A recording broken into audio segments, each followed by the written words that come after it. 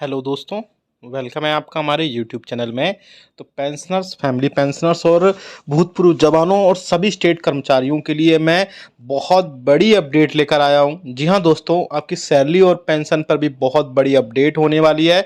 क्या आपकी सैलरी जल्दी आने वाली है, क्या आपकी पेंशन जल्दी आने वाली है, उस पर भी डिटेल में बात करेंगे। और साथ ही साथ इसके अलावा मैं आपको 5 और भी बड़े अपडेट देने वाला हूं, जिन्हें सुनकर आप बहुत खुश हो जाएंगे। साथ ही साथ आपके लिए सैलरी पेंशन में बढ़ोतरी के रास्ते भी खुलते हुए दिखाई दे रहे हैं। जी हाँ दोस्तों, पूरी खबर को जानेंगे, पूरी खबर को बने रहिए हमारे साथ इस वीडियो में लास्ट तक। और अगर चैनल पर पहली बार आए तो चैनल को जरूर सब्सक्राइब करेगा। साथ ही साथ आप हमारी वीडियोस की लेटेस्ट नोटिफिकेशन के लिए घंटे के निशान को भी प्रेस करिएगा, तभी आपके पास हमारी वीडियोस की लेटेस्ट नोटिफिकेशन आ पाएगी और आप हमारी वीडियोस को इसी तरीके से आगे भी वॉच कर पाएंगे। आपकी जो सैलरी और पेंशन में जल्द आने वाली है या लेट होने वाली है, उसके रिगार्डिंग हम बाद में बात करेंगे। पहले अदर जो 5 बड़ी खबरें आ रही हैं उनको हम देख लेते हैं। तो सबसे पहले उनमें बड़ी खबर आ रही है, वो बड़ी खबर है आपको फिक्स्ड मेडिकल अलाउंसेस को लेकर के। जी हाँ दोस्तों, आप सभी को पता है कि ऐसे पेंशनर्स, फैमिली पेंशनर्स या कर्मचारी जो नॉन सीजीएचएस एरियाज़ में रहते हैं, यानी कि जो एरियाज़ में सीजीएचएस के हॉस्पिटल्स या वेलनेस सेंटर्स या फिर वहाँ पर सीजीएचएस के डिस्पेंसरीज नहीं है, तो ऐसे एरिया में रहने वाले पेंशनर्स और फैमिली पेंशनर्स को सरकार की तरफ से 1,000 रुपये का फिक्स्ड मेडिकल अलाउंसेस दिया जाता है। जी हाँ दोस्तों, ऐसे में अब पेंशनर्स और पेंशनर्स एसोसिएशंस ने सरकार को बहुत सारे रिप्रेजेंटेशंस लिखे थे, सरकार को बहुत सारे ग्रीवेंसेस भी लिखे थे कि जो 1,000 रुपये जो गवर्नमेंट की तरफ से एफए में प्रोवाइड कराया जाता है, वो 1,000 रुपये बहुत कम पड़ता है, क्योंकि आपको पता है कि मेडिसिन की कॉस्ट बहुत बढ़ रही है दिन पे दिन। तो ऐसे में 1,000 रुपये कम हो रहे हैं, तो सरकार से उन्होंने रिक्वेस्ट की है और सरकार का इस पर आंसर भी आया है। जी हाँ दोस्तों, सरकार ने जो है इस पे इसके रिगार्डिंग बोला भी है। बेसिकली सरकार, पेंशनर्स और पेंशनर्स एसोसिएशन ने गवर्नमेंट से ये बोला था कि सरकार जो है 1,000 रुपये से बढ़ा करके फिक्स्ड मेडिकल अलाउंसेस जो है वो 3,000 रुपये तक करे। इसके रिगार्डिंग गवर्नमेंट ने क्लियर इंस्ट्रक्शन दिए है कि इसका जो मैटर है वो ministry of health and family welfare को जो है को भेज दिया गया है।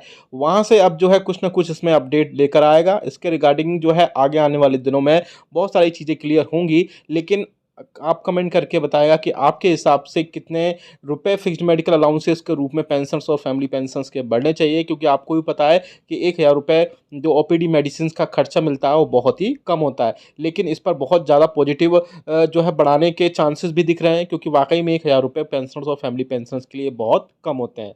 दूसरी बड़ी खबर की तरफ चलें तो वो आ रही है आपके फिटमेंट फैक्टर को लेकर के।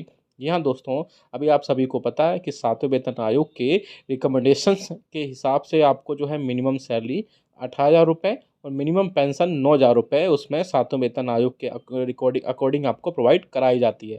ऐसे में 7वें वेतन आयोग के बाद में जो कि आपकी फिटमेंट फैक्टर है 2.58 गुना, उसके बेसिस पर आपकी सैलरी और पेंशन तय की जाती है। लेकिन अब मीडिया में ऐसी खबरें आ रही हैं, साथ ही साथ बहुत सारे जो ऐसे मीडिया बहुत सारे जो पेंशनर्स और फैमिली पेंशनर्स के एसोसिएशंस हैं, या आप बोल सकते हैं कि फेडरेशंस है, उन्होंने भी सरकार से रिक्वेस्ट की है कि सरकार जो है कर्मचारियों, पेंशनर्स और फैमिली पेंशनर्स का जो फिटमेंट फैक्टर है उसमें बढ़ोतरी करे, बढ़ोतरी 3.68 गुना तक करे। और ऐसा वाकई में होता है तो पेंशनर्स और फैमिली पेंशनर्स के लिए इसमें बहुत बड़ी खबर होगी, बहुत बड़ी राहत होगी। जी हाँ दोस्तों, पेंशनर्स और फैमिली पेंशनर्स की अगर ऐसे में मैं ऐसे में अगर फिटमेंट फैक्टर 3.68 गुना यानी कि 2.57 से 3.68 गुना तक जाता है, तो ऐसे में पेंशनर्स और फैमिली पेंशनर्स के बहुत ज़्यादा राहत की खबर होने वाली है। और ऐसे में आपकी पेंशन जो है 9,000 रुपये से बढ़ करके करीब 13,500 से 14,000 रुपये तक पहुंचेगी। और साथ ही साथ आपकी जो सैलरी है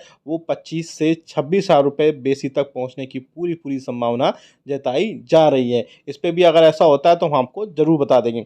अगली बड़ी अपडेट की तरफ लेके चलें तो आपकी अगली बड़ी अपडेट आ रही है 18 मंथ्स के डी और डी आर पर। जी हाँ दोस्तों, आप सभी को पता है कि आपको 18 मंथ्स का डी और डी आर का जो एरियर्स है वो नहीं दिया गया था। ऐसे में अब इस मंथ में जो है आगे आने वाले वीक्स में कभी भी हफ्ते में जो है एक बड़ी मीटिंग होने जा रही है, जो जिसमें कैबिनेट सेक्रेटरी, डीओपीटी के अधिकारी, साथ ही साथ मिनिस्ट्री ऑफ फाइनेंस के डिपार्टमेंट ऑफ एक्सपेंडिचर के अधिकारी भी बैठक में होंगे, जिसमें इस मीटिंग में और भी कई सारे इश्यूज होंगे, जैसे ओल्ड पेंशन स्कीम का मुद्दा हो, चाहे वो इसके अलावा और भी कई सारे मुद्दे हैं। और लेकिन सबसे बड़ा मुद्दा जो है वो 18 मंथ्स का डीए और डीआर का जो एरियर्स है वो होने वाला है। जी हाँ दोस्तों, अगर आपका 18 मंथ्स का डीए और डीआर आप भी चाहते हैं, इस वीडियो को लाइक करिए, शेयर करिएगा। और इसके अलावा जो है बाकी में 18 मंथ्स का जो डीए डीआर है उसकी 3 इंस्टॉलमेंट्स मिल जाती हैं।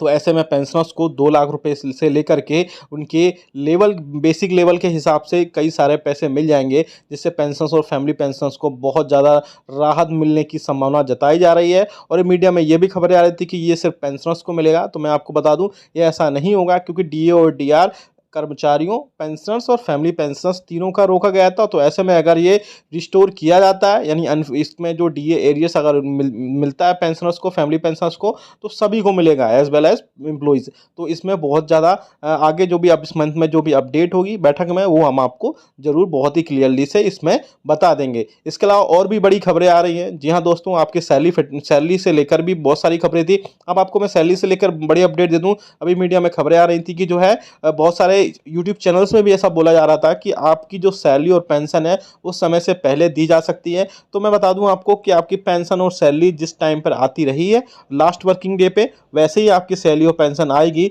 इसमें किसी भी हिसाब से कोई भी आगे बढ़ोतरी या कमी नहीं की जाएगी। एक और बड़ी अपडेट मैं आपको दे दूं कि गवर्नमेंट की पेंशनर्स और फैमिली पेंशनर्स और इसके अलावा जो पेंशनर्स की एसोसिएशंस और फेडरेशंस हैं, उन्होंने सरकार को 2 प्रपोजल भेजे हैं। जी हाँ दोस्तों, आपकी पेंशन में बढ़ोतरी को लेकर के मैं प्रीवियस वीडियोस में भी बता चुका हूँ। वो 2 बड़े प्रपोजल ये थे पेंशनर्स और फैमिली पेंशनर्स की तरफ से कि सरकार जो है आपको, आपकी जो पेंशन है उसको जो है 2 अलग-अलग प्रपोजल थे। पहला प्रपोजल ये था कि सरकार आपकी पेंशन और फैमिली पेंशन में हर 5 साल में 5 साल की 5% की बढ़ोतरी करे। 5-5 साल के ब्लॉक में, यानी कि 60 से 65 साल में 5% की, 65 से 70 साल में 5% की, देन 70 से 75 में 5 साल की, और 75 से 80 साल में 79 ईयर्स में 80 साल की बढ़ोतरी करे। और 80 साल के बाद में 70 वर्ष की 80 साल के बाद में 7वें वेतन आयोग के रिकमेंडेशन के हिसाब से आपको ऑटोमेटेड आपकी सैलरी में 20% की, बेसिक पेंशन में आपको 20% की बढ़ोतरी हो जाती है। तो ऐसे में ये एक बड़ा सरकार के लिए चैलेंज होगा, दूसरी पेंशनर्स के लिए बड़ा चैलेंज होगा। अब दूसरी इसमें बड़ा ये बोला गया था कि जैसे एग्जिस्टिंग एम्प्लॉइज़ के लिए 3% बेसिक सैलरी में बढ़ोतरी की जाती है, तो उसी हिसाब से पेंशनर्स का एटलीस्ट 1% बेसिक जरूर बढ़ाया जाए, क्योंकि उनकी बेसिक पेंशन में किसी भी टाइप से कोई बढ़ोतरी नहीं होती है। तो कम से कम अगर 1% बेसिक में भी बढ़ोतरी की जाएगी तो पेंशनर्स को उसमें जी उनका काम चल सकता है, क्योंकि पेंशनर्स की पेंशन में सिर्फ डीए के अलावा और कोई बढ़ोतरी नहीं होती है। तो पूरा साल भर में सिर्फ 2 बार ही डीए बढ़ता है। तो ऐसा में जो उन्होंने बोला कि एटलीस्ट कम से कम 1% की बेसिक में बढ़ोतरी जरूर उनकी पेंशन में की जाए। आप ये क्या सोचते हैं इन सब